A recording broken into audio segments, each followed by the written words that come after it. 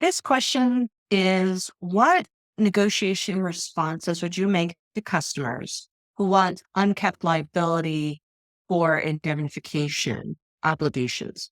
The scenario is there's a vendor who wants to cap the indemnification obligations.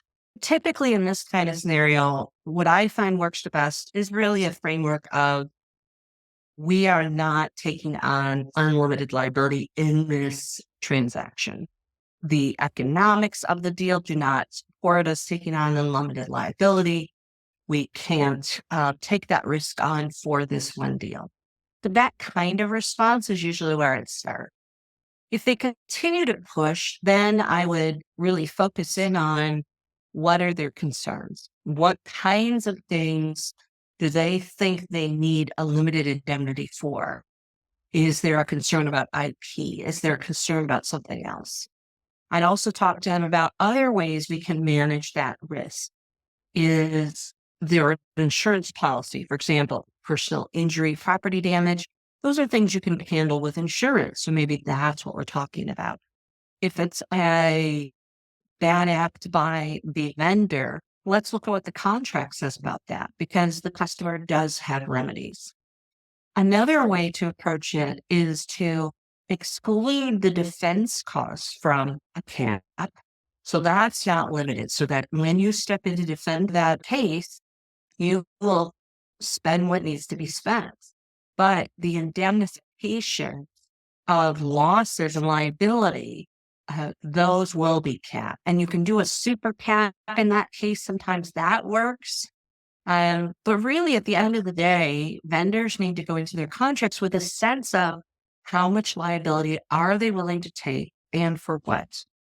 Now, if the vendor has a strong sense of control over something and that the potential for liability is very limited and unlikely, then maybe that uncapped requirement is okay. Another way you can respond to it is to basically narrow the indemnification. So there's no way you're going to go and, as a vendor, indemnify for any breach of the agreement or any negligence. Those are too wide open. But perhaps you can have unlimited liability for indemnification if it's an infringement of a patent that was issued as of the effective date. If there's an infringement, the vendor wants to defend that case, and then it's pretty clear it's the vendor's responsibility. I think that makes more sense to me. And so that's another way to parse this out is propose either, again, a super cap or an unlimited cap for a very narrow subset of indemnification rather than all indemnification claims. And this is where you look at where can you as a vendor control that risk so that the prospect of having unlimited obligation for your indemnification makes more sense. But at the end of the day, like all provisions, especially the risk shifting provisions, it's really what the parties will agree to. There's no right or wrong answer. Honestly, the best answer is no. We're not going to indemnify you on an unlimited basis. And I'm sorry that that's not good for you, but that's our position.